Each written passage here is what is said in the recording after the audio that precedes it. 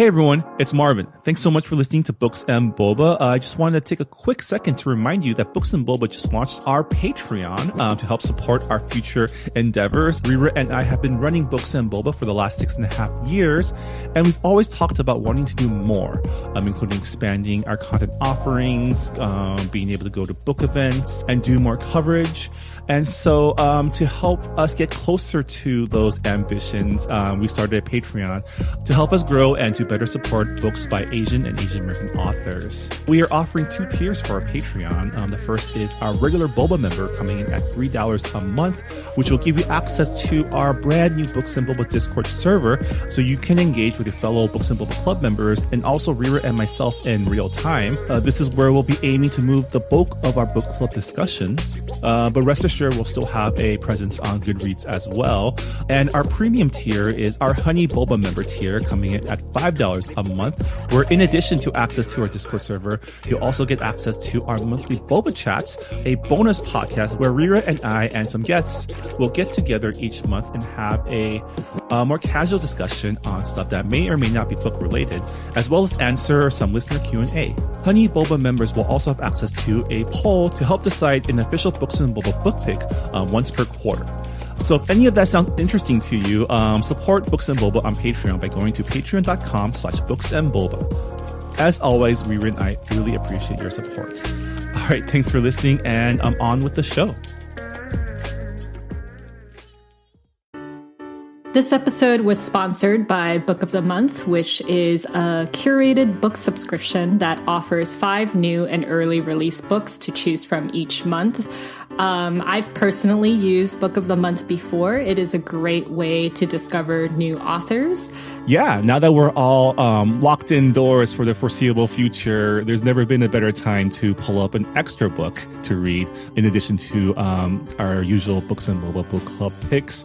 Book of the Month's editorial team chooses their books, vetting them from hundreds per month, and you, as a subscriber, can choose up to 3 books each month for them to ship right to your door. And also, Book of the Month is commitment-free. You can skip a month if you don't find any books that you want to read. And you can save those as credits for next month. Check out their website at bookofthemonth.com to learn more about the book picks. And you can also get your first month's book for just $9.99 with the promo code BooksandBoba, all caps lock. Again, the website is bookofthemonth.com, and you can get your first month's book for just $9.99 with the promo code BooksandBoba. And now to our episode.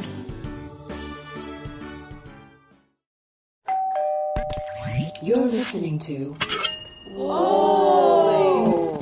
Potluck.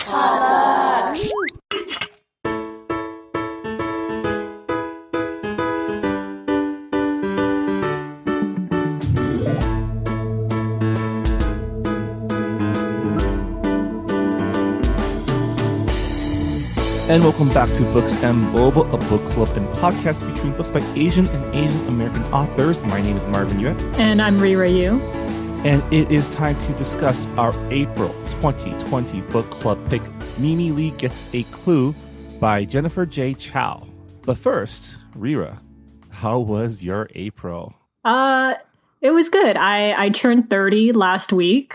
It was really weird because everything is, in pandemic mode, and this wasn't really quite the birthday that I thought I would have, but it was really nice because people sent me food over DoorDash. I kept getting food all day. We had an Animal Crossing party, so that's nice. That was nice. Yeah. Anyway, how are you, Marvin? How was your April? April was long. Not as long as March. Actually, I take that back. April went by really quickly, I feel like. It's one of those time warpy things where every day felt long, but I'm looking back and where did April go?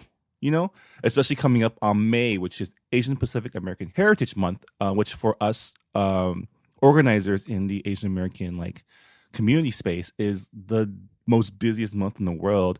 And at first we thought, okay, well, everything's being canceled. Maybe it'll be a lighter month for us, but we were wrong. It's going to be a very heavy month of digital programs. And somehow I found myself on the producing end of like a lot of these programs. So it's been a couple of weeks of just nonstop meetings, technical tests, live stream tests, and where I don't know, it's going to be a big month. The LA Asian Pacific Film Festival is doing their virtual showcase. Collaboration is doing their conference. I think Identity LA is still doing their concert at some point. CAM, like all the Asian film festivals are doing some sort of showcase or panel.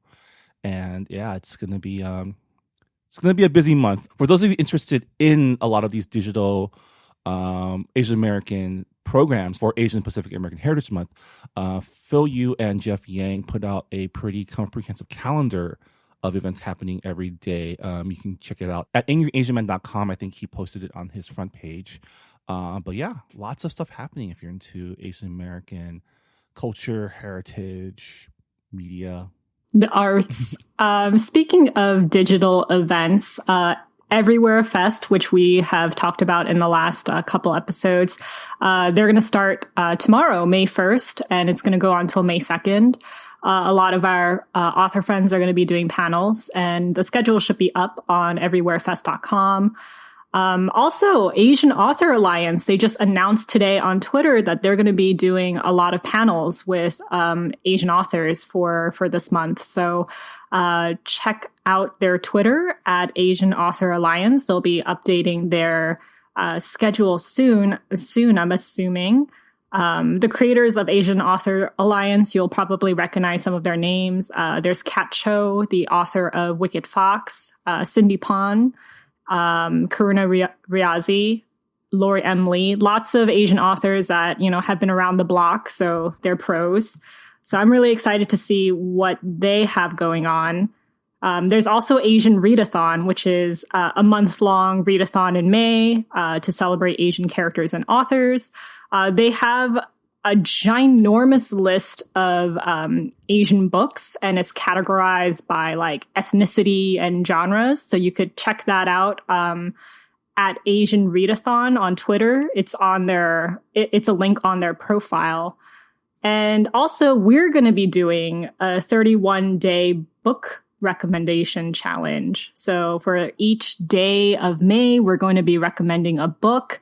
I'll be posting the template on Twitter as well as Instagram so that you guys can recommend books along with us. So it's going to be a fun May. We can probably put it on our website too. Yeah, probably on our website as well. So, yeah, it's going to be busy. Anyways, let's get to our book club discussion, huh? Yes. So we're going to start off with our jacket description. So this is a jacket description for Mimi Lee Gets a Clue by Jennifer J. Chow. Mimi Lee is in over her head. There's her new Los Angeles pet grooming shop to run, her matchmaking mother to thwart, her talking cat Marshmallow to tend to. And the murder of a local breeder to solve. Now, if only Mimi hadn't landed herself on top of the suspect list. Mimi Lee hoped to give Los Angeles animal lovers something to talk about with her pet grooming shop, Hollywoof. She never imagined that the first cat she said hello to would talk back, or be quite so catty, especially about those disastrous dates Mimi Lee's mother keeps setting up. When Marshmallow exposes local breeder Russ Nolan for mistreating chihuahuas, Mimi steals some of her cat's attitude to tell Russ off. The next day, the police shows up at Hollywoof. Ruff has been found dead, and Mimi's shouting match with him has secured her top billing as the main suspect. Hoping to clear her name and save the pups Russ left behind, Mimi enlists help from her dreamy lawyer neighbor, Josh. But even with Josh on board, it'll take Mimi and Marshmallow a lot of sleuthing and more than a little sass to get back to the pet grooming life and off the murder scene. Yeah. And longtime listeners know the drill. This is a book club discussion. We're going to be discussing the whole book, including any and all spoilers. And again, this is a mystery story. So if you don't want to know what happened, go read the book. It's actually a pretty breezy read. You can probably finish it pretty quickly. So go read the book and come back. Welcome back. How did you read the book so fast? So Mimi Lee Gets a Clue. We would probably categorize this as a cozy mystery, which is a subgenre in the mystery umbrella where the murder isn't grotesque. It's kind of taken with a more lighthearted, humorous tone. And usually the murder takes place in a smaller community.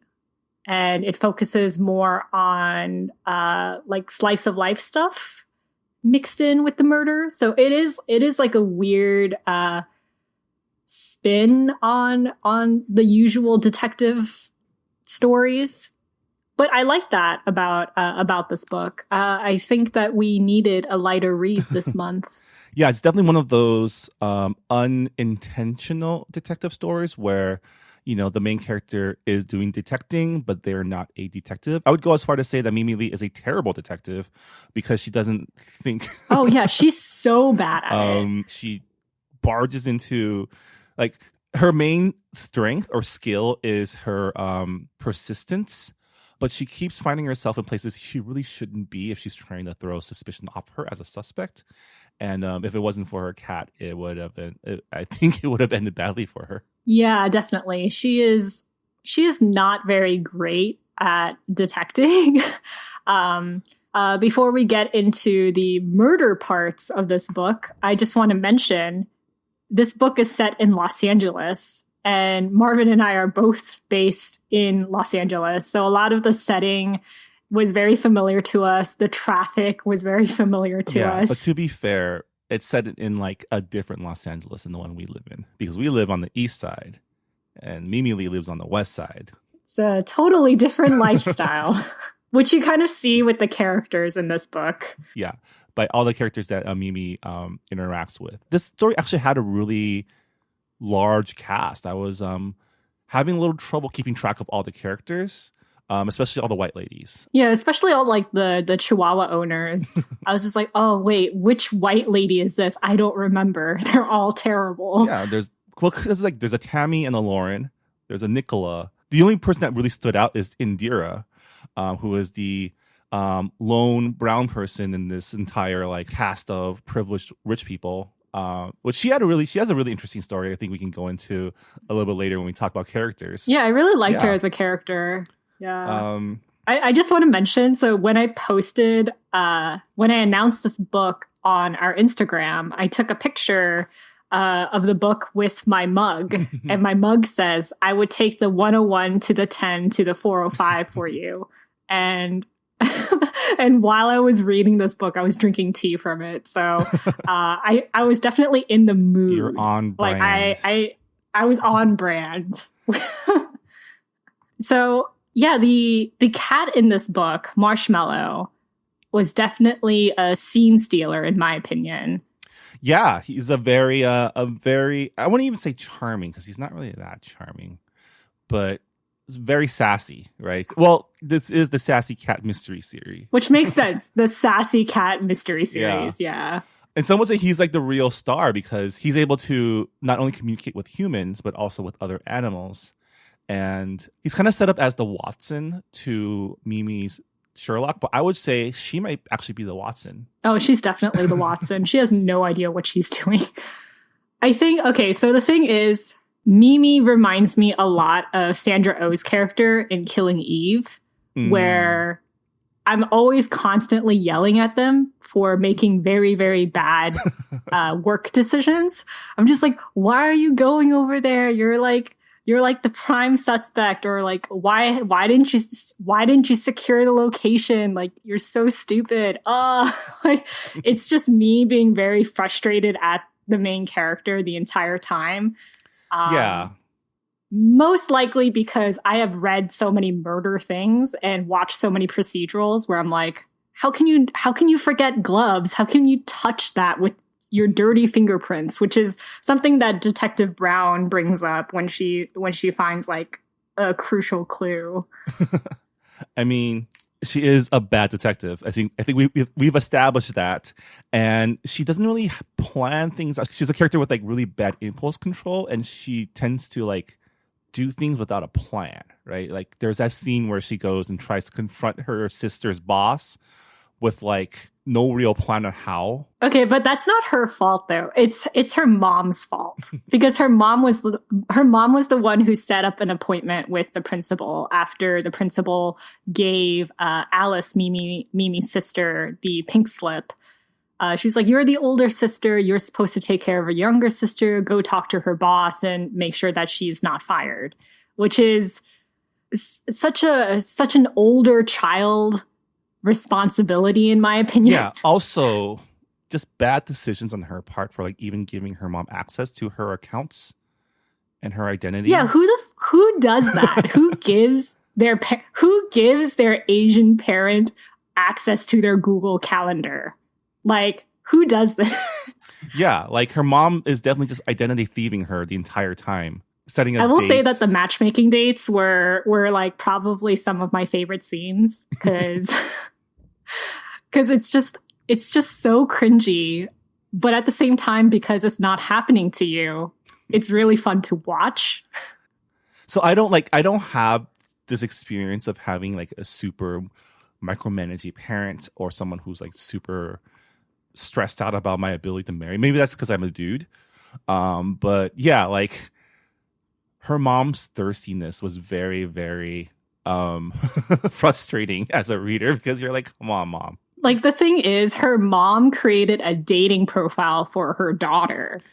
Filled it with lies. Yeah, filled it with lies, saying that she like got a doctorate degree. I'm just like, oh my God, if my mom did this to me, I would kill her. Like, I mean, and I'm saying that as like my mom has tried to set me up with other guys before.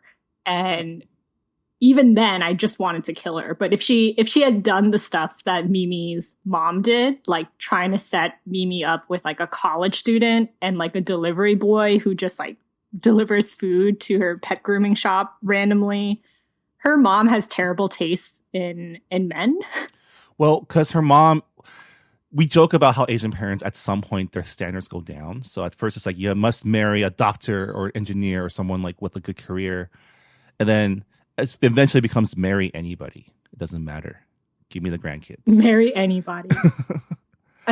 I think Mimi is a little bit too young to be at that stage of marry anybody. She's only 25 years old. I don't know. Which I found really surprising because like Mimi is 25 years old and she started a business of her own. In like Malibu, right? Or Santa Monica? Yeah, in West LA. Yeah. And I'm like, how are you going to survive, girl? Like, I mean, she got funding from a rich white lady Pixie St. whose James. dog she saved. It's a very rich person name, I guess. A lot of rich people names in this story. Pixie? Yeah. Yeah, I guess so. Like dilettante names. I will say that West LA, there are definitely a lot of weird specialty pet shops.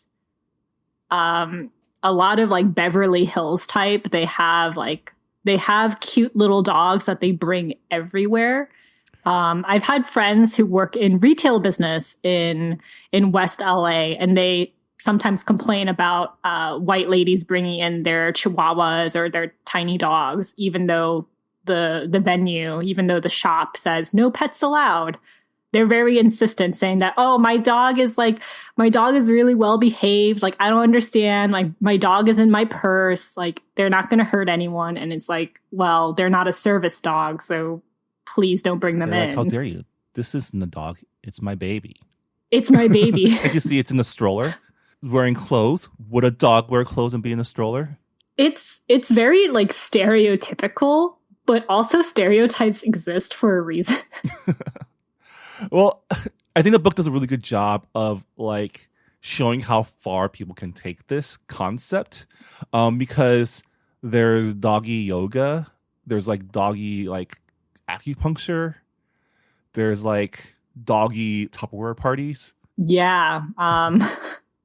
Like I said, there's a lot of pet specialty shops and activities in West LA, and even some here in East LA, I would say, because there's a lot of dogs in Pasadena as well. Well, Pasadena is the west side of the east side, to be honest. Oh God, Marvin, no. So I guess I mean we've been kind of like all over the place, but this is one of those types of books where it's more about like the atmosphere and also just like like the character just being themselves. Yeah. I mean, while we're talking about like the West Side setting and like the rich people and what they do with their fancy dogs, we should talk about the person who's like working these people, which is Indira, who's someone who we first meet as like, oh, maybe she's just another like rich lady, except she's Indian and she's a businesswoman. But as you learn more about her, like, and then as you learn more about her business, which is selling high end bags to all the rich people in like during these parties, like she attends doggy yoga to like hawk her bags after class.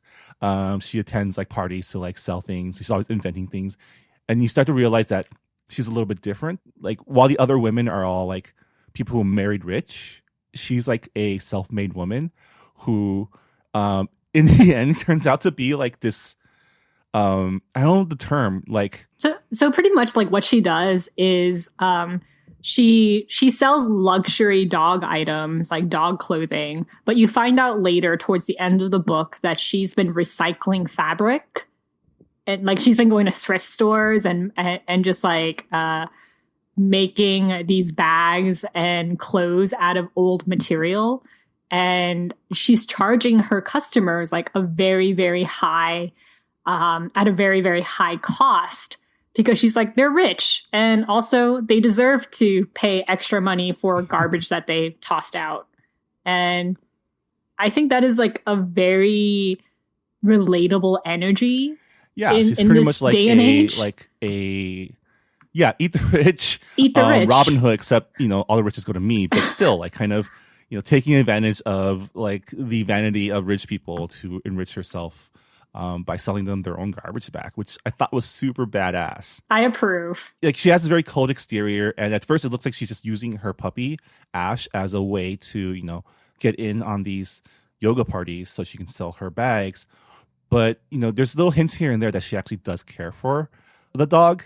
Like she built an entire like harness to support the dog's like a doggy Bjorn crippled leg, right? And yeah, I don't know if you read this, but I kind of got the sense that inside her like tough businesswoman exterior, she's kind of a softie. Oh yeah, I think so too. I really like the bond that she makes with Mimi, because it's kind of like, yo, these rich white ladies, like like they expect people to wipe their asses, like they expect us to like make their smoothies and do all these things for them, and they think that they're superior. So like, why not scam them? And like, I like how they're both like recommending each other's businesses and trying to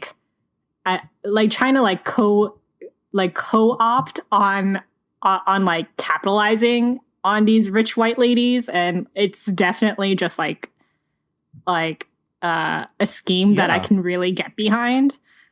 And yeah, and just like their one-on-one conversations are always like really fun to read. Because there's such like a bitterness to it that I love. That's the thing, right? They're both women who like are working in their passions, right? Like Mimi loves animals, Indira loves fashion, right? You can tell that they really like what they do, but they have to sell to these like kind of terrible white ladies to make a living, right? Like they're both essentially in the same boat. So it was really cool to see them kind of form that bond. It's kind of like the story of immigrants here, like with like Chinese restaurants, like the food that they sell at Chinese restaurants here, they're not really the type of food that Chinese people in China eat. They had to like customize it for white people palates.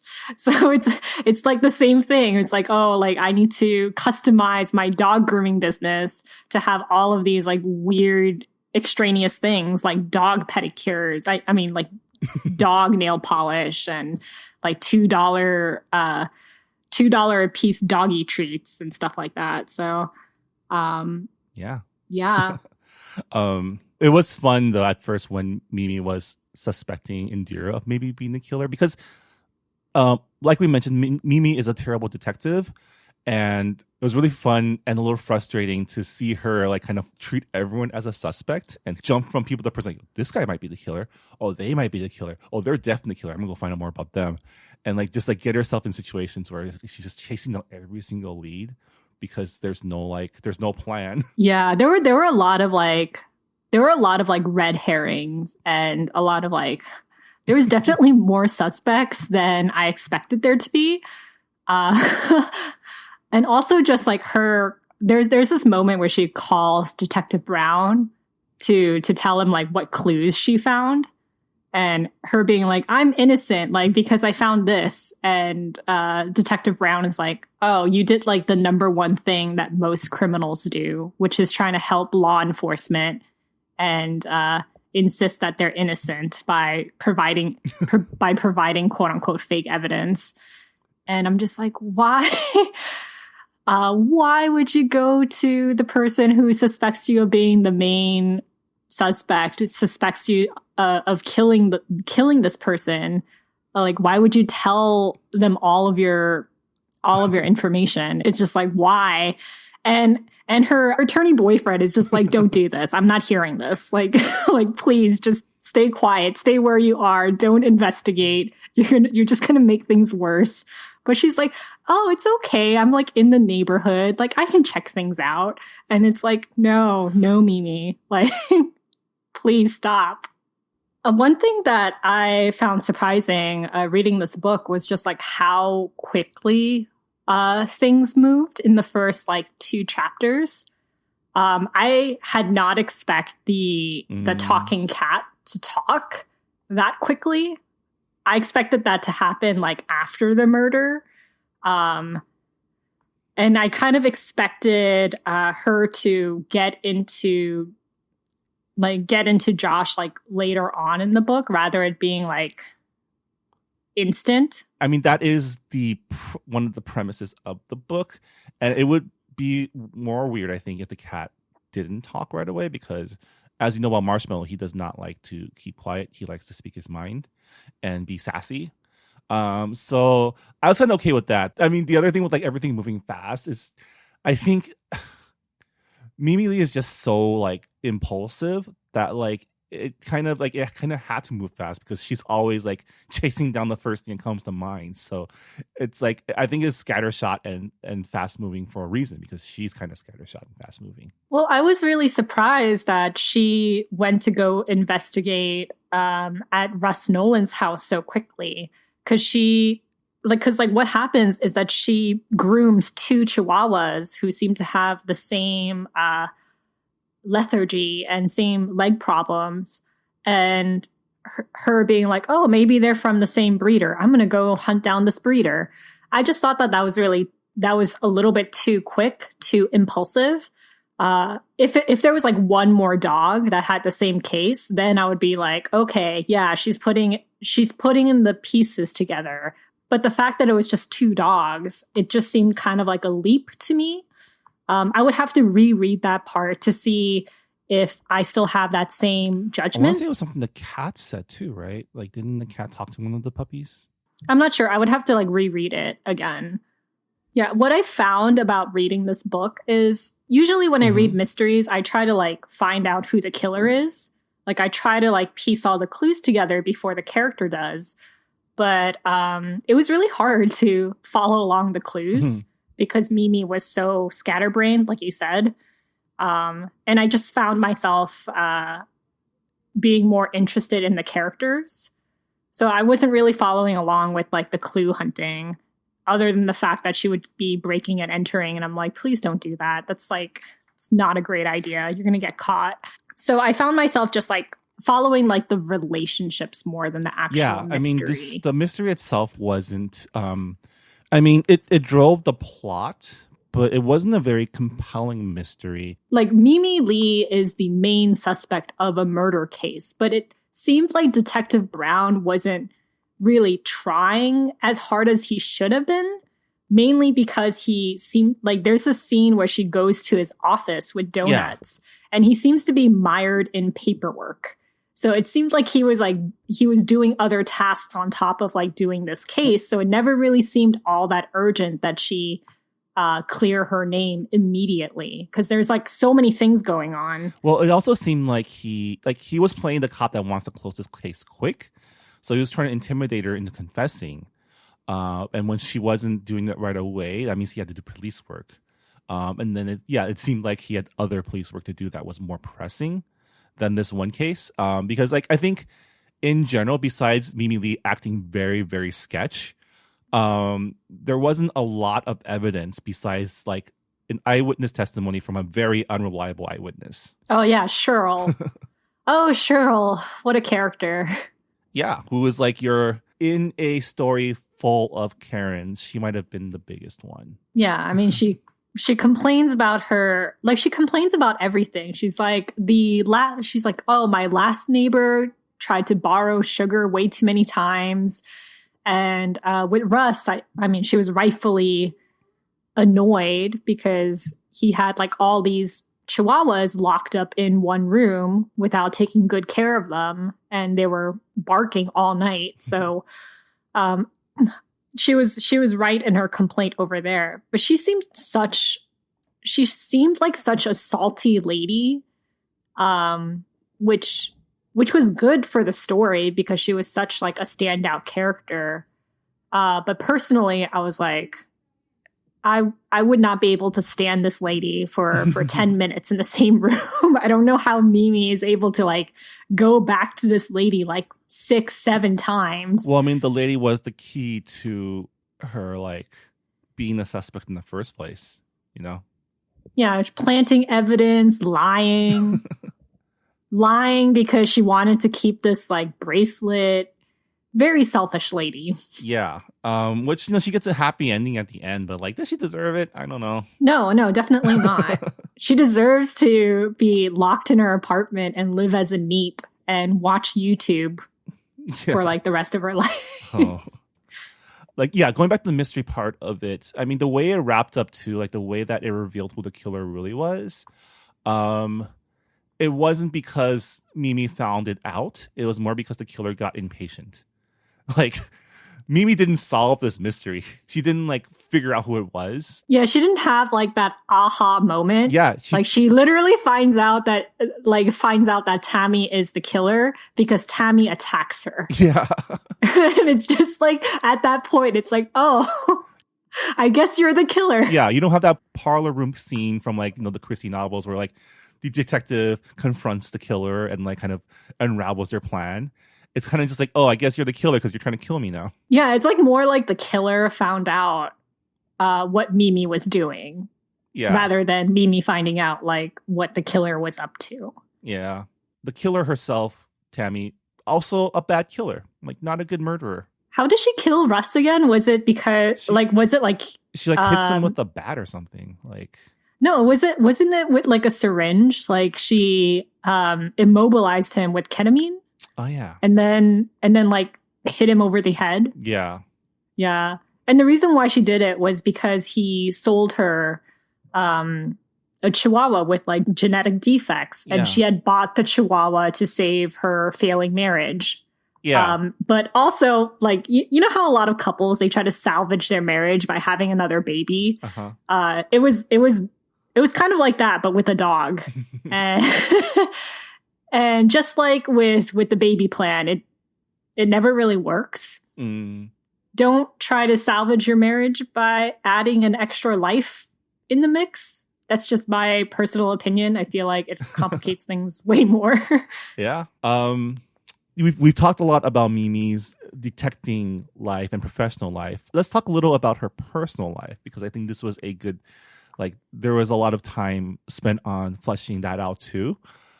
So should we talk about her family, or should we talk about her hot lawyer boyfriend? I think we can talk about her family. Yeah. Yeah. So Mimi is mixed race. Her mom is Malaysian, and I think Chinese by Malaysian way, and her father is white. And Mimi mentions a couple of times that people make Asian jokes at her. They call her like Bruce Lee's daughter or whatever. And then there's like a scene where she poses as like an Asian immigrant mom at Tammy's school. And That scene was that scene ugh. was just like, ugh. But also she's able to like gather so much information because she's kind of seen as invisible, which is something that like, you know, which is kind of something that is brought up in Killing Eve as well. There's a second killer in Killing Eve, where like they're an immigrant and no one notices them because they're like a cleaning lady. Well, they assume they either can't understand or like don't exist. Yeah. They're the help, so you don't pay attention Yeah. to them. Yeah. I mean, definitely, in terms of her family, you do get to know her mom and her sister the best.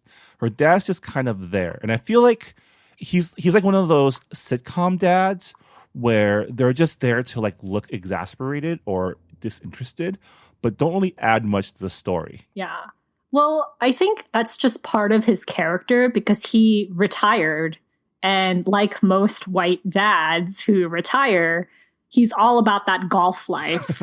So, I mean, I think that's just like a dad, like a stereotypical dad thing. Like my dad's not retired, but he goes to the golf course like maybe like 3 times a week, and it's just a dad thing to do. So, I don't know if it's like the lack of fleshing things out.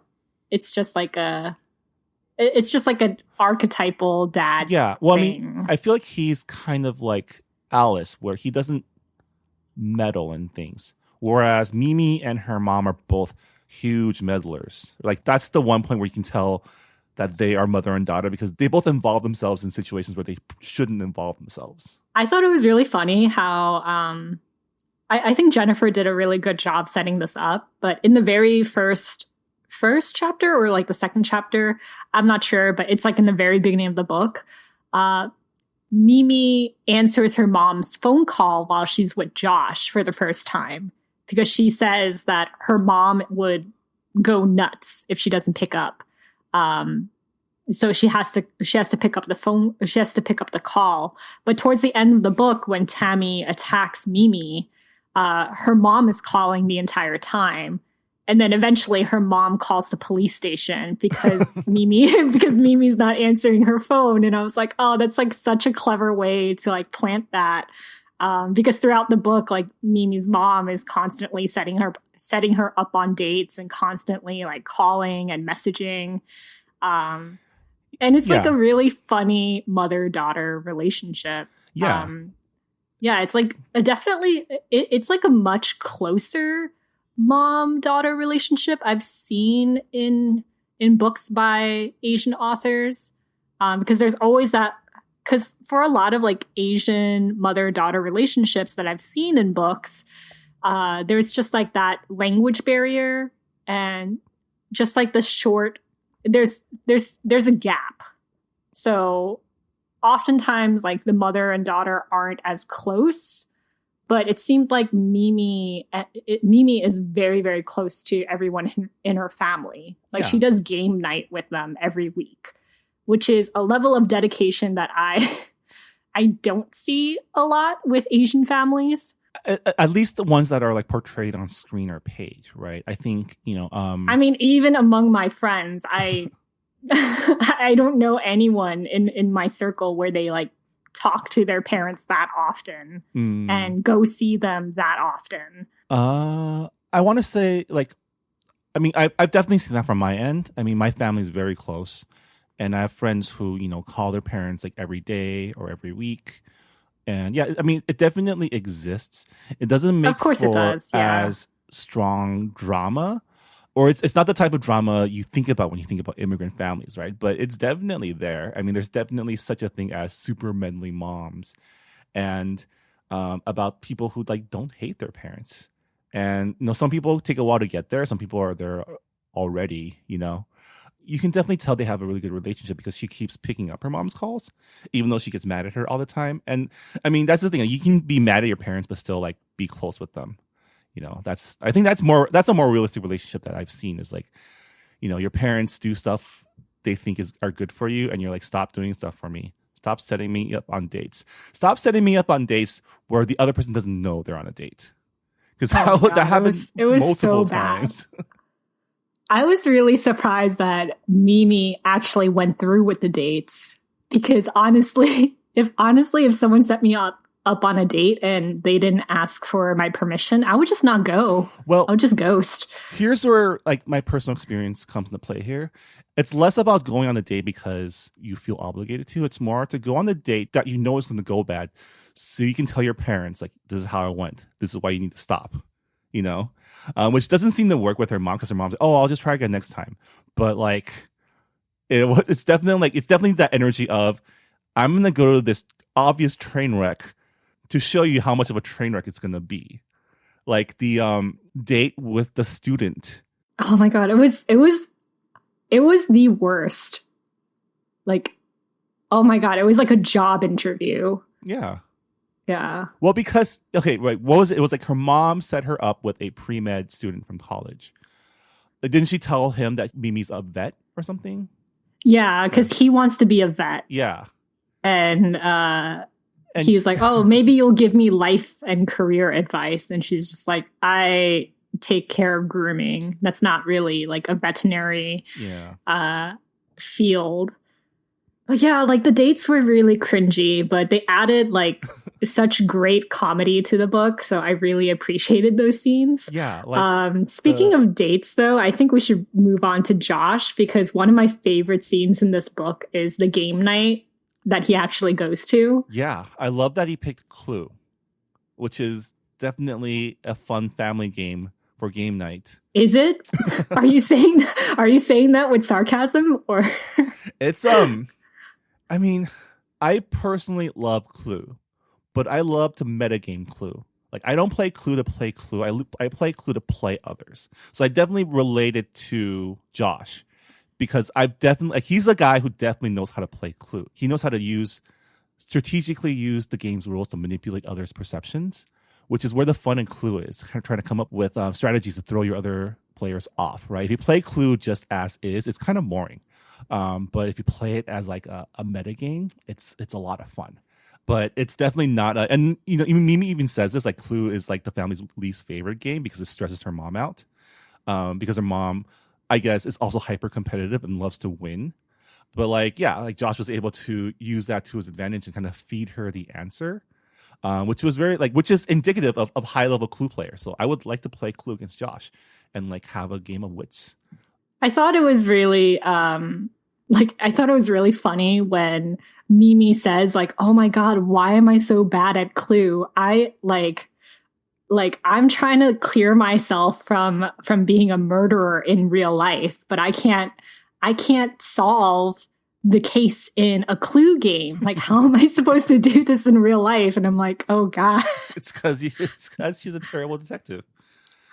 I really liked the fact that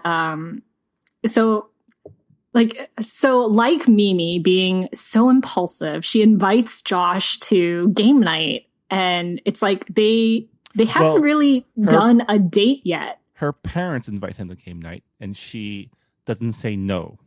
Well, what happens is her mom tries to hook her up on another date, and she says, "Mom, I have a boyfriend now." And literally that decision happened like the day before. Like, it was very, very like she had just started going out with Josh, and she's like, "Oh, let's meet my parents." And I'm like, don't do that. Like, at least wait a couple weeks before you bring your boyfriend over for game night.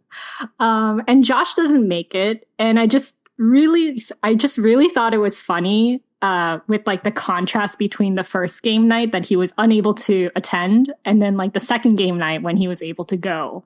Because on the first game night, they have all of these like delicious Malaysian snacks, and her parents are kind of dressed up in a nicer fashion.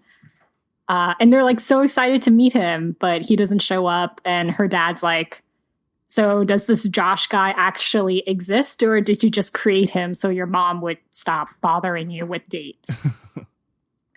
And then like the second game night, like they don't even try. They're like, oh, we're gonna bring out all of like the really we're gonna bring out the snacks that you kind of need an acquired taste for, and we're not gonna dress up.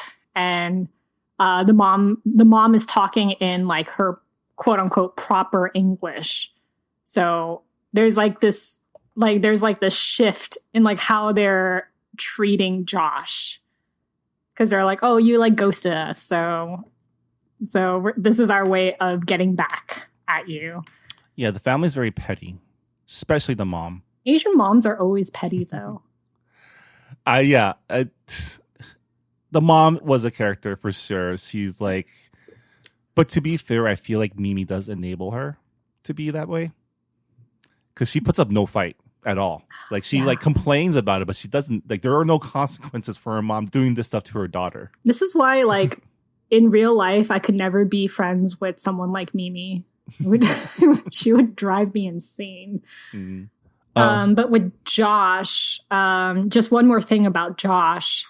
He's like an associate at a law firm, so he doesn't actually take on really big cases.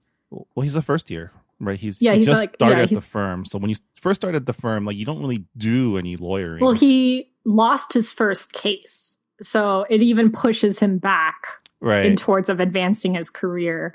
I just thought that this is like one of my tiny criticisms about the book.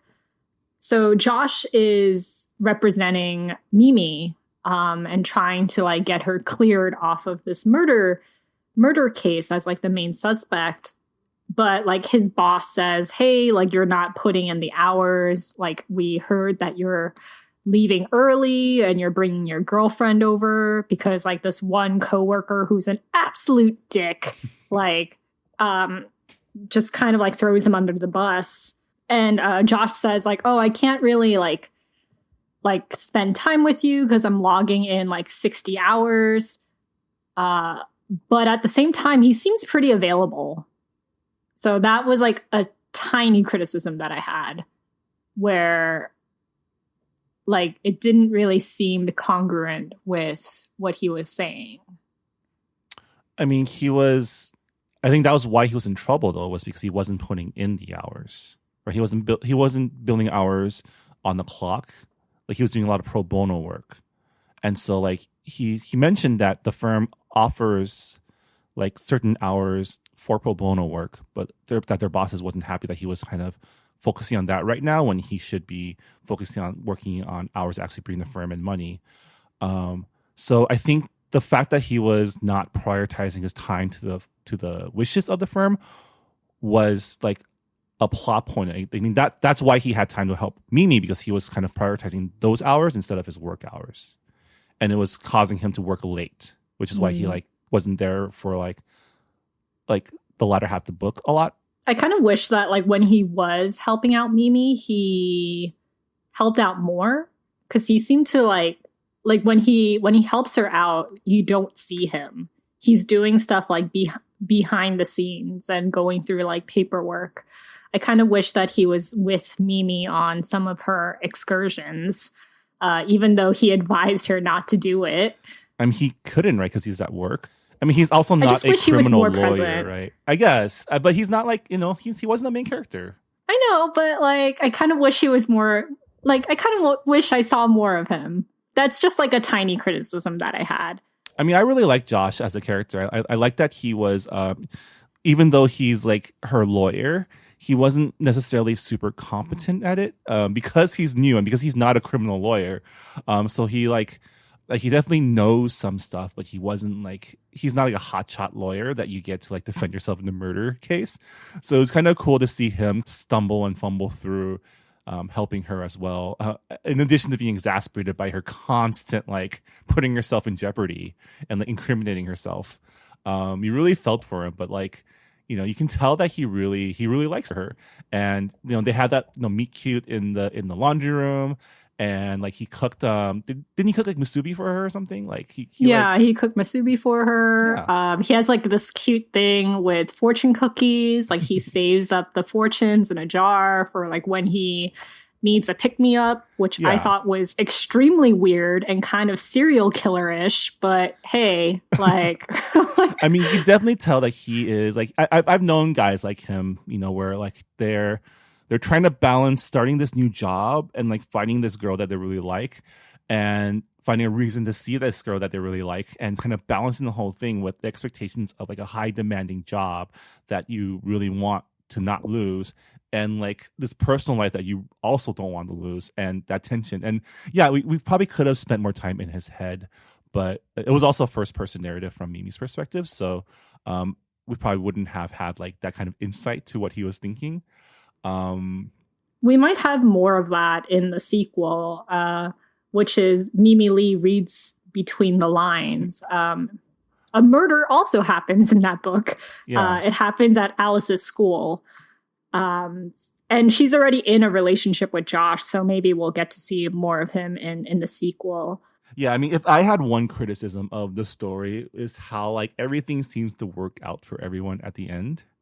Like Mimi solves the case, or quote unquote solves the case by having the case solve itself. Josh is able to help. Mimi's able to get Josh a big client for his firm to save his career. Mimi's able to get on the news for free marketing for her dog shop. It all comes together in a nice, neat little bow, which is fine. It's that kind of story where like you get your unambiguously happy ending, right? But to me, it kind of just felt a little too neat. But maybe that's just because I'm a cynic at heart, and I was like, this isn't believable. This isn't how it's going to happen. I mean, there's a talking cat in it, Marvin. Of course, it's like not going to be believable. Speaking of Marshmallow, one of my favorite scenes is when she's breaking into Magnus's nursery of Chihuahuas, and Marshmallow is like, "Stay here. I'm going to go talk to the dogs." And Marshmallow says, "Okay, we're good. I told the dogs that I'm a cat police, like I'm a police cat." And I think the exact quote that Marshmallow says is, "Dogs are so gullible," and it's one of my favorite scenes. I mean, the whole characterization of the animals was pretty. Like, it's pretty. I mean, if you think about if we were to give personalities to animals, dogs are dumb, are happy and dumb, and cats are like, you know, smart and sneaky. I mean, it definitely worked out for Mimi because she's so bad at detecting, and Marshmallow is way more apt when it comes to following up on clues. Well, I really like the interactions between Marshmallow and like the puppies. When like other puppies were like being upset by his presence, like there would always be one of the Rust puppies would like vouch for him, right? It's like, don't worry, guys, this cat's cool. Yeah, that happened like multiple times. Yeah, it happened multiple times, and yeah, I mean it's funny because like Mimi would find these clues, but you know she doesn't have an alibi.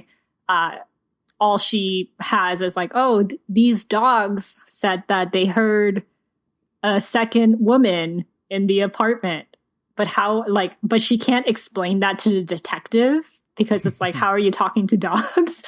So it really created like this fun conflict in the story. I really liked Magnus as a character. I liked how his relationship with Mimi was just like it was like a weird fluctuation in their relationship. Because it's like Mimi goes thinking that he is like in cahoots with Russ Nolan, that he's treating dogs like poorly. But she goes and he's like a really good breeder who actually cares about his animals and has like the proper tools. And she's like, oh, he's muscular, so he must have bashed Russ's head with his bare hands. And I'm like, really? Like, come on, Mimi. Like, why? Why would you even suspect him? And like they seem to have like this, it's like, oh, he's like upset that she is like snooping around, but at the same time he's like constantly inviting her over. It's like a really, it's like a weird relationship, but it works out because he like helps her with like the genetically defected dogs in the end. Well, I mean, they kind of find themselves like kindred spirits, right? They're both people who really love animals and really and who really care about the care of them, right? I think that's something that they find with each other. They both want to make sure that these puppies find a good home, and that kind of spurs like the third act, like thing that helps Magnus get all the puppies adopted, and also helps Josh with his problems with his work. I like how he did like photo shoots as well, like photo shoots of the dogs. He's like, I'm going to dress them up in costumes and sell like postcards out of them. And I'm like, yeah, that's such a dog owner thing to do. I mean, it's also just like he's there to give you a counterpoint to the Russ Nolan character, who is this wannabe dog breeder, but is like not, like he mistreats his animals, keeps them in like terrible conditions, and like kind of like Russ Nolan, the man who gets murdered. He is like the dark side of Indira, right? Like he's also preying on the gullibility of rich, privileged people and selling them like quote unquote prize puppies for cheap, right? He's like capitalizing on people who are super rich but don't want to spend money, because they're also, the super rich people hate spending money. But he does it through mistreatment of like animals. Yeah. I guess. Any final thoughts about Mimi Lee gets a clue? Does she get a clue? I mean, she gets multiple clues, but does she have a clue? And that's the question. She gets multiple clues, but she doesn't get the answer. I really enjoyed reading the book. It was a nice, like, lighter read, and like it was fun to just see. It was a lot of character work and a lot of just like characters interacting with each other and kind of delving into this life of like the rich and privileged and the working class people that serve them. Like the mystery itself was a fun way to like kind of drive Mimi into all these situations. I was like, I mean, I wrote multiple times in my notes like she is such a bad detective, but I think that's once you get over the fact that you're not gonna get like Sherlock levels of detecting here, like it was a lot of fun to follow. Yeah, I mean, we've read books where the detective or the person who's investigating, they're like geniuses, like in Devotion of Suspect X and IQ. So it was nice to have like a different kind of investigator. Yeah. So yeah, my overall impression of it was a fun read. It took me a while to get into it because I was expecting the mystery to really take the reins in the narrative, but it didn't, which is fine because it's a cozy mystery. So if you're into that kind of subgenre, I recommend it. Yeah, for sure. I found myself actually, I finished the book in like a day. It wasn't that I couldn't put it down, but it was just it's written in a way that like you can just like lose yourself in the book. And like the characters themselves were just so much fun to be around. That like it turned out to be a pretty quick read for me, which was nice. Yeah, same here. I finished it in a couple of hours. The sequel, Mimi Lee reads Between the Lines. It actually comes out this year as well. It's coming out in November, so pretty quick turnaround. I'm guessing that Jennifer wrote both of them, like at around the same time, which is why they're releasing in the same year. But I'm probably going to read the sequel. Yeah. Kind of you want to know what happens, right? I just want to see more of Josh. I want to see how that relationship plays out. That's true. Because now that Mama Lee has secured a boyfriend for Mimi, now comes the pressure for marriage and kids. You know that's next. She's only 25. You've been dating. Oh, that's for these aunties, that's like old. That's depressing. I just turned 30 last week. Like I'm not married yet, so yeah. Well, what did you think of Mimi Lee Gets a Clue? Let us know in our Goodreads forums. You can find it by searching Books and Boba on Goodreads. And for the month of May, we're going to be reading The Woman Warrior by Maxine Hong Kingston. So we are reading an Asian American literature classic. Yeah, we figured it's Asian Pacific American Heritage Month. Let's dig into some of our heritage, I guess. This is a book that most people who have ever taken an Asian American literature class has probably read. Yeah, I am not very well versed in Asian American literature classics. I mean, I haven't read The Joy Luck Club, and that is like a staple in Asian American literature. I did not take any Asian American literature classes or cultural studies classes. Most of the stuff I know has been through just helping out with events here in LA. So yeah, I'm really excited to dig into a classic. Yeah, we'll be discussing The Woman Warrior at the end of May, so please read along. And on that note, that'll do it for our discussion of our April 2020 book club pick, and that's also a wrap for April 2020. Rira, as always, thanks for joining and discussing books with us. Of course. And stay safe, everyone. Yeah. We'll see you next time on Books and Boba. Bye, everyone. Bye.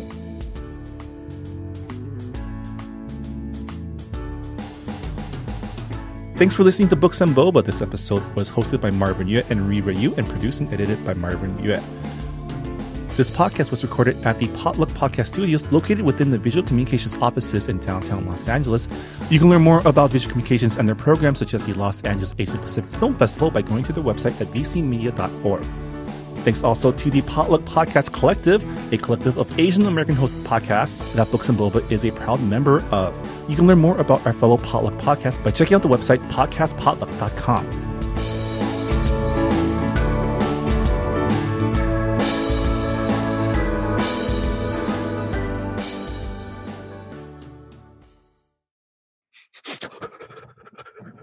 Kathy, Kim, Steve? What's going on? tell me, what do you know about K-dramas? Oh, they have something to do with the drama that comes from K-cup coffee pods because they're bad for the environment. No. Oh, you mean Korean dramas?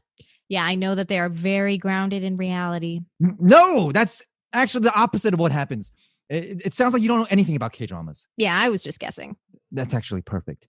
Remember Will, Phil, and Joanna did that Korean drama podcast? Yeah, they saw Boys Over Flowers. Yes. And people apparently listened to it and want another season. But Will and Phil are still recovering from that season. I did hear they tried to give themselves amnesia. Oh, is that a K-drama thing? Yeah, pretty much. So are you guys down to help out with the new season of the Korean drama podcast? So we're going to be watching a K-drama this time? Which one? Secret Garden from 2010. It was a big hit. And if you're down, check out the Korean Drama Podcast at koreandramapod.com. Kaja! Am I going to see sauna towel buns?